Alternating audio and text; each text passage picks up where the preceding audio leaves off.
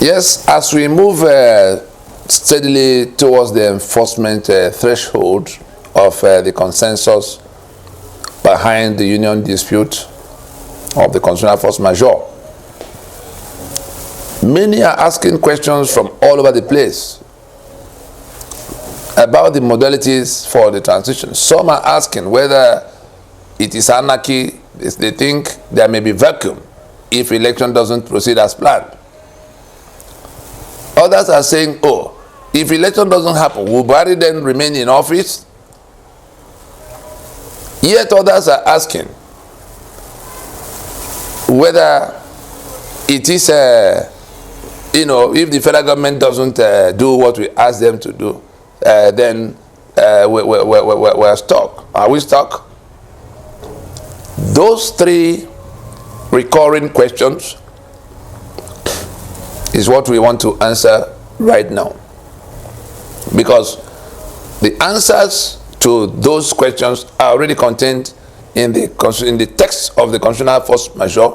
Some are asking, what are we going to do? Anybody who wants to know what we're going to do should go back to the body of that proclamation. Go to the operative part. There are three parts. The lamentations of how we got to where we are, the constitutional grievances arising, and then the operative part of what we must do now. In that operative part that begins from the word accordingly, where you have those 5 points of proposition, everything we say we're going to do are contained there, including if the government refused to come along. And so we'll come back to the first concern, the first recurring question of is it a vacuum that we are marching to, or anarchy? NINA's answer is an absolute no. And when we go to the 5 points proposition in that force majeure proclamation, we'll see exactly what was proposed in terms of the modalities that will include composition, time frame, mandate, and all of that. And so there is no anarchy, there is no vacuum. We're saying let us go to transition instead of election. And it is in that period of transition, like South Africa did to ease itself out of the apartheid quagmire in 1990. It is as simple as that. We have a constitution that has to be decommissioned wholesale. We have people who have to, be in charge of governance, nominal governance. The matter of personnel, because some will say, okay, even at that, is it that Buhari will then stay on? Our answer will be in two parts. From what we wrote in that proclamation, particularly item 4, on that, where we said that the modalities that will include, composition of that transition team, that transitional governance arrangement, and all kinds of mandate and time frame for all of how we were specific in how that transition can be in place. Items 4 and 5 in that 5-point proposition. And so it is in that context that we now begin to look at the Buhari that people are wondering whether if election doesn't proceed, he will stay on. The answer is an absolute no. And we can share this with the public at this time. We are shocked. We are surprised that in the face of the avalanche of evidence of complicity, even if it's the suspicion in terms of circumstantial, but that is coming from everywhere, including from military circles. We saw what Commodore Olawumi that interrogated some people, the complicity of the president and commander-in-chief, Muhammad Buhari, in the terror that is, running riots around us. I was a member of an interrogation team, and I've interrogated a very high-ranking member of this government in 2007, 2008, on issue of Boko Haram. I interrogated him. He's in this government right now. And what was the issue? Boko Haram. And this senior officer was actually let go because he was found culpable. But right now he's in the government. We would have expected that the commander-in-chief that is now shown to be so complicit in this matter will have, in the minimum, found the presence of mind to stand down from that office of commander-in-chief. Because how do you explain that troops are being killed in circumstances that suggest? In every attack, I get information 2-3 weeks before it happens. And immediately I get that, I try to alert the security personnel. To a point in time, I was blamed that I'm the one foiling the crisis or the attack. How do I know it? Sometimes they insisted I must tell them the name of my informant and where he's coming from. I said no. And even the connivance between them and the government, they tell me. So when you put the message across, the government doesn't take it serious. And much especially this administration, the governor's aides doesn't even pick calls of anybody. Even yesterday night, I tried calling the governor on the attack going on Doroa. He didn't pick my call. So the missed call is there. He will not reply. Sometimes his PA will give you a message, noted, and it is gone. Even at the heat of the crisis. So you call the STF, their spokesman will tell you they are not aware, and it goes. Let's not even talk about all the proof, whether they are good enough or bad or not good enough. Just the open suspicion that is, we go back to what Gerald Danjuma said in 2018, March 2018, about the collusion that is going on. We go back to, Konenya, we go back to Melafia, we go back to all kinds of the very people who are being killed in that war front. We saw what Governor Autumn said the other day about troops saying that they were being pressured, they are commanded not to fight this terror invasion. And so when you put it all together, the minimum that should have been, let us know that there's the office of the president, there's the office of the commander-in-chief. That office of the commander-in-chief has its own rules. The troops that are being exposed to death in the manner we have seen across all the front lines, whether it's in the northeast or northwest or everywhere, that if troops cannot beat their chest, if troops are saying that they suspect that they share the same commander-in-chief with the enemy they are fighting, are all those not grave enough to warrant some kind of standing down? Does anybody need to tell this commander-in-chief that that's the minimum that should be? So the question of staying on does not even arise. We are saying even now, even before May of next year, what will be the basis? And if anybody thinks that these allegations are just let's look at evidence that at the time this commander-in-chief was a candidate for election, he was going about as the spokesman of Boko Haram that was killing, world notorious terror group. He says an attack on Boko Haram, at the time Majeure was struggling with them under Jonathan, an attack on Boko Haram was an attack on the north. That's what candidate Buhari believed.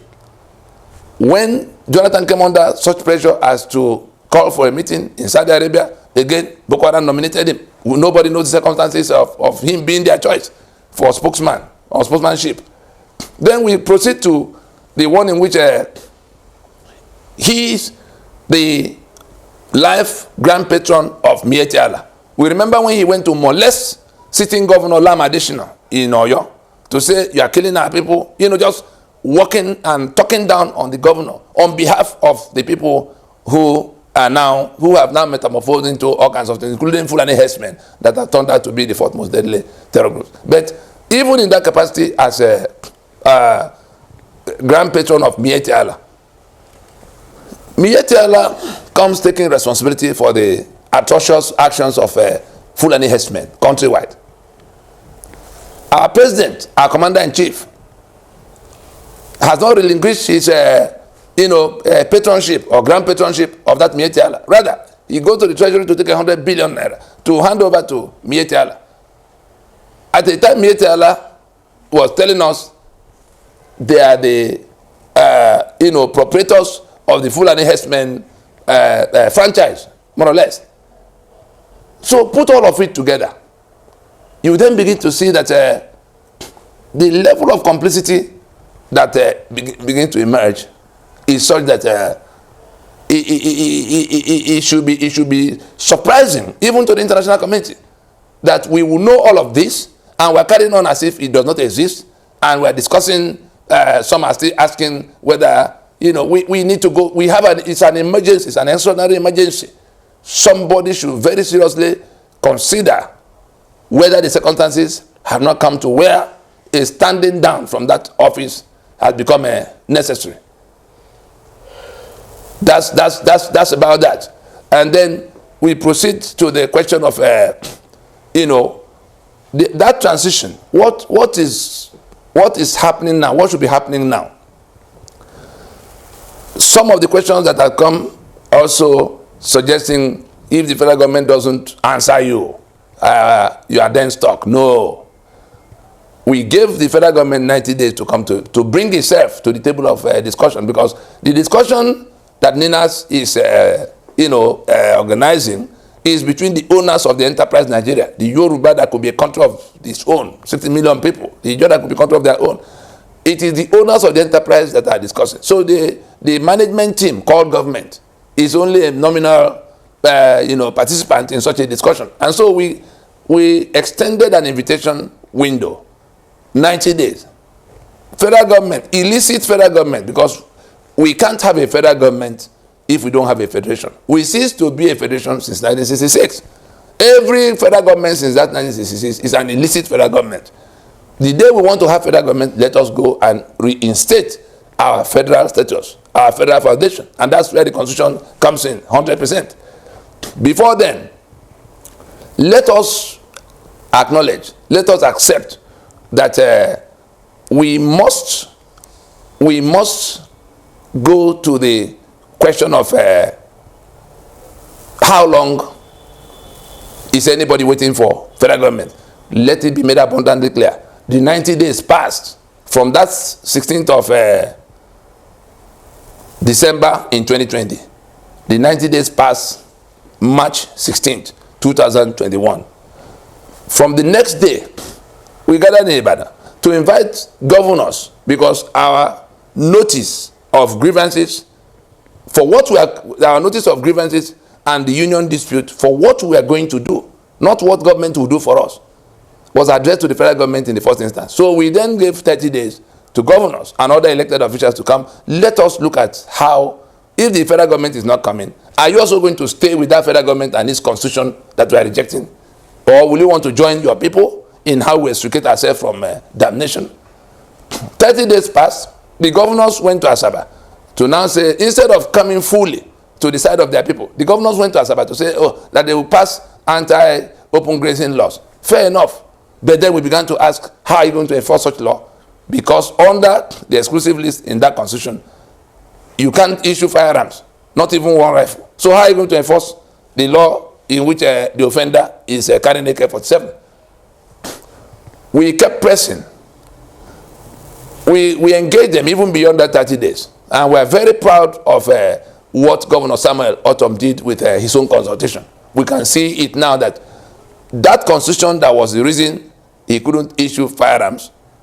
We told all the governors, we can go back to the website of NINAS to see the language of that invitation. Send bills to your state assembly. All the things that the constitution forbade you from doing, including issue of firearms. Send bills to your state assemblies. Let them pass the bills. You sign them into law and issue firearms. And it goes beyond issue of firearms. The economic assets that are detained under that exclusive list, the oil and gas of Niger Delta, the ports of Lagos and Port Harcourt, Calabar, the bitumen of Ondo, the limestone of Benue, the gold of Ogbomoso, and all kinds of places in Oyo, all kinds of things that are littered all over this country.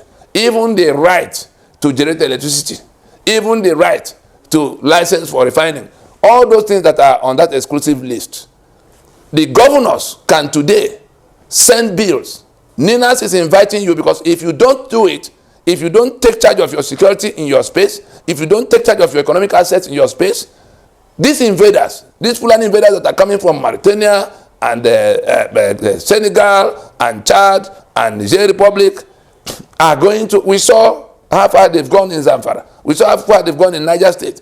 They are going to take charge because the Nigerian state is no longer able to, police the entire place. Nigeria is basically a largely ungoverned territory now. And so the options staring at us is to step into the vacuum created by the defeat of that constitution. We have defeated that constitution.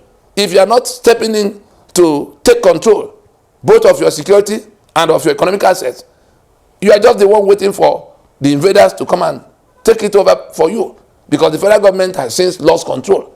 And if anybody is still in doubt of the kind of thing going on, that the level at which that invasion and the attempt to conquer is happening. You saw what happened with NNPC. It's now privatized. Who owns NNPC?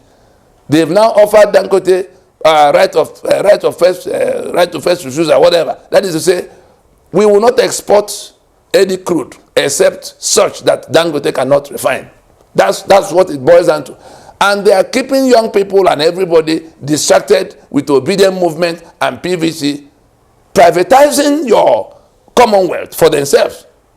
Having taken $2 billion from the treasury to give to Dangote in his private business of a refinery in Lekki. And so we are saying that it is an option to get on and step into your possession by just sending the bills, signing them into law. Lagos did a whole number of such things when Obasanjo was trying to seize their local government funds. They took over their waterways. They took over, control. Even the ports. They put what they call landing charges. Lagos did a whole number of stepping into their ownership of their own economic assets. So why are the other states not doing the same? Why is there any governor who has passed anti-open grazing law that will not do what Autumn did to be able to enforce that law, except they are serving some master somewhere beyond the people? But let us also remember that after the period of consulting with the governors, we then went to the 120 days of consulting with the people. We rounded off by going back to the international security to tell them we have completed our consultations. And so, if the federal government didn't do it, and the governors didn't join their people to do it, the people, the right of self-determination, the right to self-determination is inalienable. The right to self-determination is a people's right. It's not dependent on president or governor or anybody pretending to be government in that, because it's a sovereignty dispute. It's your land, as long as you can show that you are a distinct nationality on your ancestral space, you're entitled to be there by yourself. And we're saying that the constitution that brought all kinds of people and all kinds of inconveniences, including death to you in that space, is what we have defeated. Are you willing to step into that opening to take charge of your lives, or are you going to wait for these invaders to, take it, step in on your behalf and take it for themselves? I would think that we have to ponder through these things. We are racing against time. Election will not solve this problem. If we continue to distract ourselves with the journey to election, while the invaders are advancing rapidly against us, we might have ourselves to blame sooner than we can imagine. You may think nothing will happen till 2023 after election. No. Every day between now and that time, the people who are invading, conquest is basis of title under international law. Let nobody think that people are going to come to your aid if you are already overrun. They are doing what they are doing to overrun people, and we're carrying on as if it's not happening. And generally talking about who will win to be president or be governor. Those things are distractions, and it's a deadly distraction, because we could be overtaken by what is going on. We are not waiting for anybody. The people are well able to decommission that constitution by their own actions, the people are well able to institute a transition. Like we see, Autumn has instituted transition concerning security in space. We were hoping that we had high hopes that Governor Wike in Rivers will have gone along that same line, but who knows? There's still enough time. The same ditto for the other governors. Why are your people not being killed? Is it not that same constitution that was the reason you couldn't do all kinds of things? Take over security control in your space by sending bills. Take over economic access in your space by sending bills. Let us see who come from Abuja to now say you are not going to touch what belongs to you. Issue licenses where you have created the regulation. For even refinery, everything on that 68 items of exclusive list, there's no one of them you cannot take over and begin to function in. Let us see how they will come and beat all of you down if you stand up. But if you refuse to stand up and be on the side of your people to recover what that constitution took from you, you will then be in collaboration with the enemy for taking that position. That is what NINAS wants to tell us. The transition we propose is well detailed. Go back to the operative part of that constitutional force majeure of proclamation of December 16, 2020. You will see it all. And there's nothing in it that we cannot execute by ourselves. We are not waiting for. So if anybody is under the illusion that if the federal government doesn't do anything, then we are stranded. No, we have left them behind a long time ago. It's our governors we try to drag. We have not closed the chapter in trying to get them to work with their people. But I tell you, the people are going to step into that. It's a people's right. That self-determination is a people's right. It doesn't depend on anybody. We better go and check what the UN rules, on the subject matter is. It's a practical situation. And I would think that we by the time we ponder over these things, we'll begin to see a clearer picture of how things will proceed the days ahead. Thank you.